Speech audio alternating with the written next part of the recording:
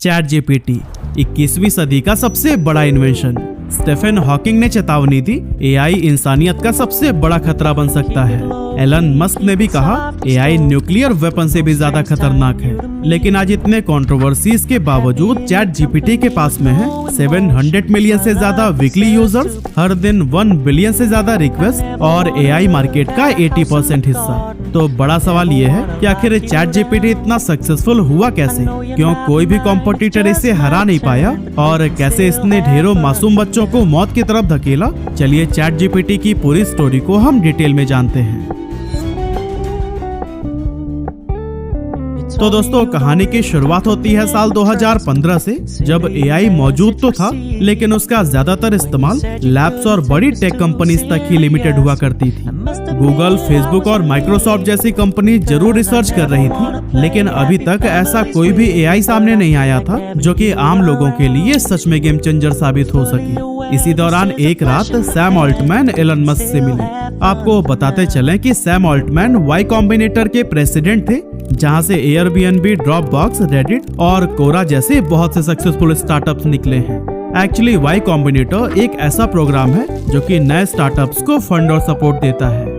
यहाँ सैम का सपना था एक ऐसा एआई बनाना जो education, health care, coding, writing और रिसर्च जैसे हर फील्ड में लोगों की मदद कर सके। एलन मस्क को भी उनका ये आइडिया काफी पसंद आया, इसीलिए उन्होंने $1 बिलियन के इन्वेस्टमेंट का वादा किया। उनके साथ ही दुनिया के कुछ सबसे बड़े टेक लीडर्स ने भी अपना हाथ बढ़ाया, जिसमें लिंक्डइन के को फाउंडर रेड हॉफमैन और पेपाल के को फाउंडर पीटर थियल के साथ साथ अमेज़न वेब सर्विसेज, इन्फोसिस और वाईसी रिसर्च जैसी बड़ी कंपनी शामिल थी। और फिर इस तरह 8 दिसंबर 2015 को एक नॉन प्रॉफिट ऑर्गेनाइजेशन के रूप में ओपन एआई की नींव रखी गई, जिसका मकसद साफ था कि एआई का फायदा सिर्फ बड़े कॉर्पोरेट तक सीमित न रहे, बल्कि आम इंसान तक भी यह पहुंचे। और दोस्तों, आगे चलकर यही ओपन एआई दुनिया को हिलाकर रख देने वाला चैट जीपीटी लॉन्च करने वाली थी। लेकिन वहां तक पहुंचने से पहले कंपनी ने कई सारे और भी प्लेटफॉर्म्स और टूल्स लॉन्च किए थे।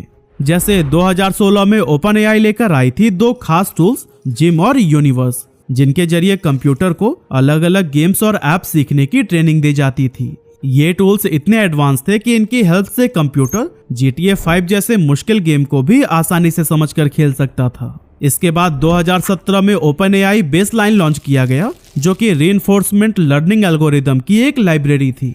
आसान भाषा में कहें तो एआई रिसर्चर्स कोई भी नया एक्सपेरिमेंट करते थे तो उन्हें हर बार शुरुआत से पूरी मेहनत करनी पड़ती थी, जबकि बेसलाइन में पहले से ही टेस्टेड और सही तरीके से काम करने वाले एल्गोरिदम्स मौजूद थे। इससे फायदा ये हुआ कि दुनिया भर के रिसर्चर्स और डेवलपर्स शुरू से रिसर्च न करके यहाँ से ही एल्गोरिदम्स को देख लेते थे, जिससे उनका टाइम तो बचता ही था, साथ ही रिसर्च भी फास्ट हो जाती थी और ज्यादा से ज्यादा लोग आसानी से एआई के फील्ड में कंट्रीब्यूट कर पाते थे। लेकिन सबसे बड़ी पहचान कंपनी को 2018 में मिली, क्योंकि यही वो साल था जब ओपन एआई ने दुनिया के सामने इंट्रोड्यूस किया GPT-1 को। ये एक ऐसा मॉडल था जो पहले से ही लाखों सेंटेंसेस और टेक्स्ट पर ट्रेन किया गया था। जब भी आप इसे कोई इनपुट देते थे तो ये उस ट्रेनिंग के आधार पर अगला शब्द प्रेडिक्ट करता और पूरा सेंटेंस जनरेट कर देता था। अब भले ही ये मॉडल छोटा था, लेकिन एक नई क्रांति की शुरुआत जरूर हो चुकी थी, क्योंकि ओपन एआई अब काम कर रही थी अगले बड़े स्टेप पर, यानी GPT-2 पर, जो कि इससे भी कहीं ज्यादा पावरफुल होने वाला था। लेकिन ठीक इसी बीच एक ऐसा झटका लगा जिसने कंपनी की नींव हिलाकर रख दी। एक्चुअली 20 फरवरी 2018 को एलन मस्क ने ओपन एआई से एग्जिट ले ली। उन्होंने अपने जाने का रीजन बताया, टेस्ला का अपना ऑटोनॉमस ड्राइविंग प्रोग्राम। मतलब कि टेस्ला और ओपन एआई दोनों ही एआई रिसर्च कर रहे थे और मस्क को लगा कि ये सीधे टक्कर वाली सिचुएशन है। यहाँ सबसे बड़ा कॉन्फ्लिक्ट ये था कि दुनिया के टॉप एआई इंजीनियर्स टेस्ला में काम करेंगे या फिर ओपन एआई में। लेकिन दोस्तों, यहाँ एक कहानी का दूसरा पहलू भी है। असल में ओपन एआई के कई सारे एम्प्लॉयज का ये मानना है कि एलन मस्क के एग्जिट का असल रीजन टेस्ला नहीं बल्कि कुछ और ही था। कहा जाता है कि मस्क चाहते थे कि ओपन एआई को टेस्ला के साथ में मर्ज कर दिया जाए ताकि पूरा कंट्रोल उनके हाथ में हो। लेकिन बाकी फाउंडर्स का विजन तो बिल्कुल अलग था। उनका मानना था कि ओपन एआई को हमेशा इंडिपेंडेंट रहना चाहिए ताकि उस पर किसी भी कॉर्पोरेट का दबाव ना हो। बस यही बात क्लैश का सबसे बड़ा कारण बनी और आखिरकार एलन मस्क ने कंपनी को छोड़ दिया।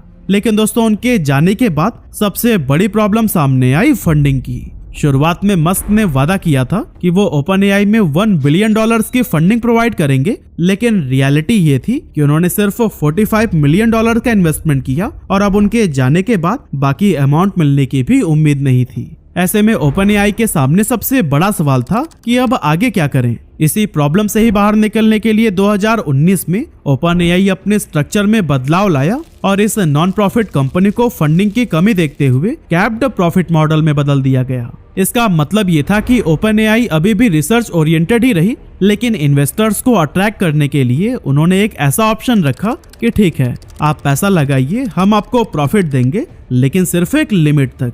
इसका मतलब कैप्ड प्रॉफिट मॉडल में कोई भी इन्वेस्टर अमीर तो बन सकता था, लेकिन अनलिमिटेड पैसे नहीं कमा सकता था, क्योंकि कंपनी का अल्टीमेट गोल प्रॉफिट नहीं बल्कि इंसानियत को फायदा पहुंचाना था। इस प्रॉफिट मॉडल पर शिफ्ट करना कंपनी के लिए काम कर गया और 2019 में उसे माइक्रोसॉफ्ट जैसा पावरफुल पार्टनर मिला जिसने $1 बिलियन के इन्वेस्टमेंट किए और साथ ही उन्होंने सुपर कंप्यूटिंग इंफ्रास्ट्रक्चर भी प्रोवाइड किया, जिससे बड़े AI मॉडल्स को ट्रेन करना पहले से भी ज्यादा आसान हो गया। यहीं से OpenAI की असली उड़ान शुरू हुई और 2019 में GPT-2 लॉन्च कर दिया गया, जिसने AI की दुनिया में हलचल सी मचा दी थी, क्योंकि ये सेंटेंसेस और पैराग्राफ्स को बिल्कुल इंसानों की तरह लिख सकता था। यहाँ तक कि कुछ ही सेकंड्स में न्यूज आर्टिकल्स, स्टोरीज और रिसर्च पेपर्स तक सब कुछ जनरेट कर सकता था। लेकिन दोस्तों, इसकी यही ताकत इसकी सबसे बड़ी प्रॉब्लम भी बन गई थी, क्योंकि OpenAI को डर था कि अगर इसे सीधे पब्लिक कर दिया गया तो लोग इसका गलत इस्तेमाल करेंगे, जैसे फेक न्यूज बनाना, स्पैम क्रिएट करना या फिर गलत जानकारी फैलाना। इसलिए शुरुआत में OpenAI ने सिर्फ छोटा वर्जन रिलीज किया और पूरा मॉडल अपने ही पास रखा। हालांकि कुछ महीनों बाद जब उन्हें लगा कि ये उतना खतरनाक नहीं है जितना उन्होंने सोच रखा था, तो फिर GPT-2 के फुल वर्जन को पब्लिक के लिए रिलीज कर दिया गया। ये उस टाइम रिसर्चर्स और डेवलपर्स के लिए एक बहुत बड़ा मोमेंट था, क्योंकि पहली बार उनके पास एक ऐसा AI था जो इंसानों की तरह लंबा, लॉजिकल और रीडेबल टेक्स्ट लिख सकता था। लेकिन फिर आया साल 2020 जब कंपनी ने GPT-3 को इंट्रोड्यूस किया, जो कि GPT-2 के मुकाबले और भी ज्यादा पावरफुल और एक्यूरेट था। लेकिन यहाँ एक बहुत बड़ी प्रॉब्लम भी थी कि GPT-3 भले ही दुनिया का सबसे पावरफुल AI मॉडल बन चुका था, लेकिन इसे आम आदमी डायरेक्टली यूज नहीं कर पा रहा था। असल में इसे इस्तेमाल करने के लिए पहले पूरा मॉडल अपने कंप्यूटर पर डाउनलोड करना पड़ता था और फिर उसे चलाने के लिए चाहिए होती थी मजबूत प्रोग्रामिंग नॉलेज। और फिर इसी दौरान कंपनी ने सोचा कि क्यों ना इस टेक्नोलॉजी को एक चैटबॉट की तरह दुनिया के सामने पेश किया जाए, एक ऐसा चैटबॉट जिसमें कोई भी इंसान नॉर्मल कन्वर्सेशन की तरह बात कर सके बिना किसी कोडिंग या टेक्निकल नॉलेज के। और दोस्तों, इसी सोच ने ही जन्म दिया ChatGPT को, जो कि इनिशियली GPT 3.5 पर बेस्ड था। ChatGPT को 30 नवंबर 2022 को पब्लिक के लिए रिलीज किया गया था और यहीं से शुरू हुआ असली AI रेवोल्यूशन। वो रेवोल्यूशन जिसने एजुकेशन, काम करने का तरीका, रिसर्च, बिजनेस और क्रिएटिविटी सबको बदल कर रख दिया। शुरुआत में किसी को भी अंदाजा नहीं था कि ChatGPT दुनिया का सबसे तेजी से ग्रो करने वाला प्रोडक्ट बन जाएगा, लेकिन लॉन्च होते ही सिर्फ 5 दिनों में ही इसने 1 मिलियन यूजर्स क्रॉस कर लिए। जबकि ये माइलस्टोन अचीव करने में इंस्टाग्राम को लगे 2.5 साल और नेटफ्लिक्स को 3.5 साल। इतना ही नहीं, सिर्फ 2 महीने में 100 मिलियन यूजर्स गेन करके ये हिस्ट्री का फास्टेस्ट ग्रोइंग कंज्यूमर सॉफ्टवेयर भी बन गया था। लेकिन अब सवाल उठता है कि आखिर इतनी तेजी से ये पॉपुलर हुआ कैसे? दोस्तों, इसकी सबसे बड़ी वजह थी सिंप्लिसिटी। ChatGPT का इंटरफेस इतना आसान था कि इसे बच्चों से लेकर बड़ी उम्र के लोगों तक हर कोई आराम से चला सकता था, चाहे वो टेक जानता हो या नहीं। बस एक सवाल टाइप करिए और सेकंड्स में एकदम इंसान जैसी लैंग्वेज में जवाब मिल जाता था। दूसरी वजह थी फ्री एक्सेस। लॉन्च के टाइम OpenAI ने इसे बिल्कुल फ्री रखा ताकि ज्यादा से ज्यादा लोग इसे ट्राई कर सकें, और जब लोगों ने देखा कि ये तो गूगल से भी फास्ट और स्मार्ट जवाब दे रहा है, तो फिर हर कोई इसे टेस्ट करने लगा। तीसरी और सबसे गेम चेंजिंग वजह थी इसका इंसानों जैसा कन्वर्सेशन। पहली बार किसी AI से बात करके ऐसा लग रहा था कि जैसे किसी इंसान से बात कर रहे हों। ना कोई रोबोटिक टोन और ना ही घिसे पिटे बोरिंग आंसर्स, बल्कि ये नेचुरल और कन्वर्सेशन स्टाइल में रिस्पॉन्स देता था।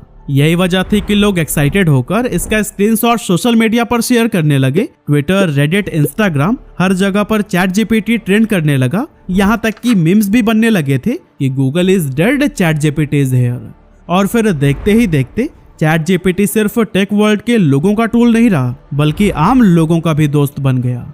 स्टूडेंट्स इसे होमवर्क और असाइनमेंट्स लिखवाने के लिए यूज करने लगे। कोडर्स ने इसका इस्तेमाल बग फिक्स और कोड जनरेट करने के लिए किया। राइटर्स और यूट्यूबर्स को कंटेंट आइडियाज और रिसर्च मटेरियल्स मिलने लगे और बिजनेस प्रोफेशनल्स ईमेल, प्रेजेंटेशन और रिपोर्ट तक चैट जीपीटी से बनवाने लगे। यानी एक ही प्रोडक्ट लेकिन अलग अलग फील्ड्स के लोग उसे अलग अलग तरीके से यूज कर रहे थे और यही वर्सेटैलिटी चैट जीपीटी की सबसे बड़ी ताकत बन गई। लेकिन दोस्तों, जितनी तेजी से चैट जीपीटी को सक्सेस मिली उतनी ही तेजी से वो प्रॉब्लम्स में भी फंसने लगा। असल में चैट जीपीटी के सामने 3 बड़े चैलेंजेस एक साथ खड़े हो गए, टेक्निकल, एथिकल और फाइनेंशियल। इसके टेक्निकल इशू को इंडस्ट्री में हैल्यूसिनेशन कहा गया। यहाँ हैल्यूसिनेशन का मतलब था गलत जवाब देना, वो भी पूरे कॉन्फिडेंस के साथ। ये प्रॉब्लम इसलिए आती थी क्योंकि चैट जीपीटी का काम है दिए गए कॉन्टेस्ट के बाद से अगला शब्द प्रेडिक्ट करना, लेकिन ये एक फैक्ट चेकर नहीं था। अगर ट्रेनिंग डेटा में कहीं पर भी गलत जानकारी मौजूद है तो ये उसे भी रिप्रोड्यूस कर देता था और यही कारण था कि कंपनी को कई बार क्रिटिसिज्म भी झेलना पड़ा।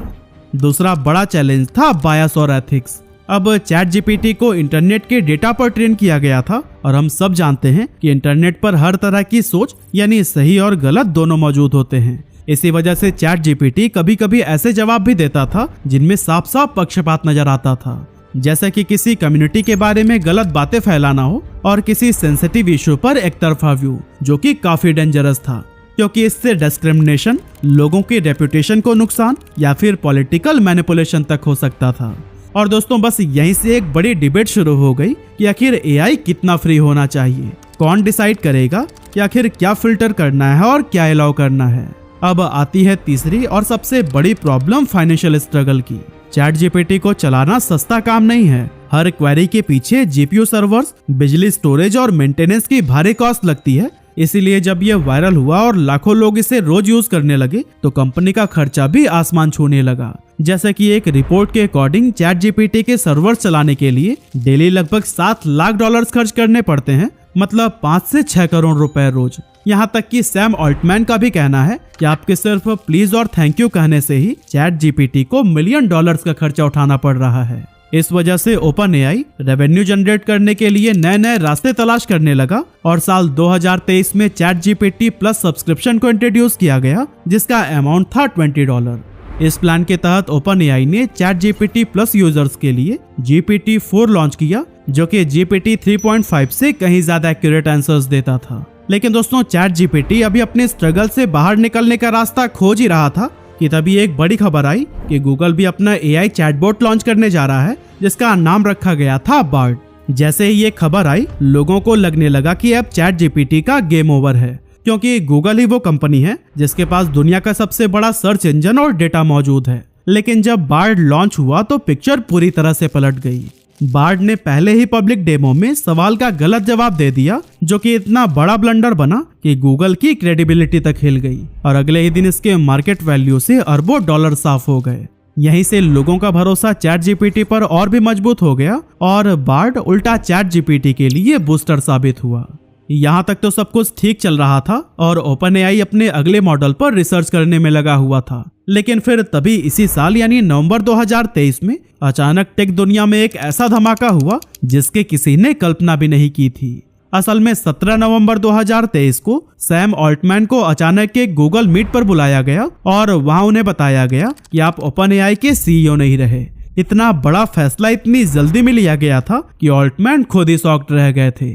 और इस फैसले का इम्पैक्ट ये हुआ कि ग्रेग ब्रॉकमैन, जो कि को फाउंडर थे और उस वक्त कंपनी के चेयरमैन की पोजीशन संभाल रहे थे, उन्होंने भी बोर्ड के इस फैसले के खिलाफ जाते हुए इस्तीफा दे दिया। अचानक से हुए इस एक्शन के बाद इन्वेस्टर्स और एम्प्लॉइज सब हैरान थे। पूरी दुनिया शॉक में थी कि एआई का सबसे बड़ा चेहरा अचानक गेम से बाहर कैसे हो गया। इसके जवाब में बोर्ड ने कहा कि सैम ऑल्टमैन हर बार बोर्ड को पूरी सच्चाई नहीं बताते थे, कई बार बातें छुपाते थे और सिर्फ सेलेक्टिव इंफॉर्मेशन शेयर करते थे। लेकिन बोर्ड के एक्सप्लेनेशन के बाद भी कंपनी के अंदर एक विद्रोह शुरू हो गया और लगभग पूरे स्टाफ ने डिमांड की कि या तो सैम ऑल्टमैन को वापस लाओ या फिर हम सभी रिजाइन दे देंगे। इतना प्रेशर बिल्ड हुआ कि आखिरकार बोर्ड को झुकना पड़ गया। बोर्ड का पूरा स्ट्रक्चर बदल दिया गया, पुराने मेंबर्स हटा दिए गए और सिर्फ 5 दिन बाद सैम ऑल्टमैन फिर से ओपन एआई के सीईओ बन गए और इस तरह एक बड़े कोलैप्स से बचकर कंपनी वापस से ट्रैक पर आ गई। इसके बाद से OpenAI ने अपनी इमेज जनरेशन मॉडल DALL-E 3 को भी ChatGPT में इंटीग्रेट कर दिया और ये फीचर लॉन्च होते ही काफी पॉपुलर हुआ, क्योंकि लोगों को पहली बार एहसास हुआ था कि इमेजिनेशन की कोई सीमा नहीं और अब सिर्फ टेक्स्ट लिखकर वो अपनी सोच को इमेज में बदल सकते थे। आर्टिस्ट, स्टूडेंट, मार्केटर सबके लिए यहाँ पर एक नया दौर शुरू हो गया, जहाँ क्रिएटिविटी के दरवाजे पूरी तरह से खुल चुके थे। ChatGPT लगातार आगे बढ़ रहा था और इसकी ग्रोथ को देखते हुए सभी को ये समझ आ गया था कि फ्यूचर AI का ही होने वाला है। इसीलिए टेक वर्ल्ड के बड़े बड़े जायंट्स भी इसमें उतरने लगे और ChatGPT का कंपटीशन बढ़ता चला गया। इस कंपटीशन में सबसे पहले कूदे एलन मस्क। नवंबर 2023 में उन्होंने अपना AI चैटबॉट ग्रॉक को लॉन्च किया। इस AI चैटबॉट को X के रियल टाइम डेटा के साथ में जोड़ा गया, इसीलिए ये बहुत ही एक्यूरेट रिस्पॉन्स देता था। ऐसे में दोस्तों गूगल भी भला कहाँ पीछे रहता। फरवरी 2024 में उसने बार्ड को रीब्रांड करके जेमिनी के नाम से पेश किया, जो कि बार्ड से काफी फास्ट और एक्यूरेट था। इसीलिए बार्ड से गूगल की जो बदनामी हुई थी उसे जेमिनी ने काफी हद तक कवर कर दिया। लेकिन फिर इसी दौरान 10 जनवरी 2025 को एक और नया कॉम्पिटिटर मार्केट में उतरा, जो था चाइना का डीपसीक। इसका हाई बहुत जबरदस्त था, यहाँ तक कि हर कोई इसे ChatGPT से भी ज्यादा पावरफुल मान रहा था। और इसी हाइप की ही बदौलत सिर्फ 17 दिनों के अंदर इसने अमेरिका में iOS ऐप स्टोर पर ChatGPT को भी पीछे छोड़ते हुए सबसे ज्यादा डाउनलोड होने वाले फ्री ऐप का खिताब अपने नाम कर लिया।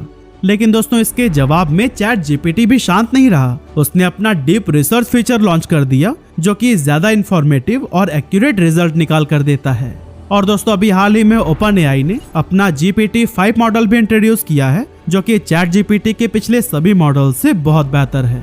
इतना ही नहीं, ChatGPT के पास ग्लोबली 80.92% मार्केट शेयर है, जबकि माइक्रोसॉफ्ट कोपायलट जो इसी का GPT-4 मॉडल यूज कर रहा है उसके पास 5.19%, डीपसीक के पास 2.75% और गूगल जेमिनी के पास सिर्फ 2.19% है। कुल मिलाजुलाकर ChatGPT का फिलहाल कोई भी मुकाबला नहीं है।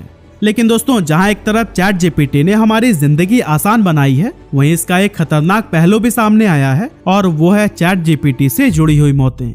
11 अप्रैल 2025 को कैलिफोर्निया में 16 साल का एडम रैन अचानक से कर बैठा। उसके घर में कोई भी झगड़ा नहीं हुआ था, इसीलिए ये सबके लिए शॉकिंग था। बाद में जब पेरेंट्स ने उसके चैट्स देखे तो पता चला कि एडम अपने आखिरी दिनों में सबसे ज्यादा ChatGPT से ही बात कर रहा था। उसने ChatGPT को अपने कमरे में लगाए गए एक फंदे की फोटो भेजी और पूछा, क्या ये काम करेगा? ChatGPT ने जवाब दिया, हाँ, इसमें कोई बुराई नहीं है। क्या मैं इसे और मजबूत बनाने में मदद करूं? और फिर कुछ घंटों बाद उसकी मां ने उसे उसी जगह पर लटका हुआ पाया।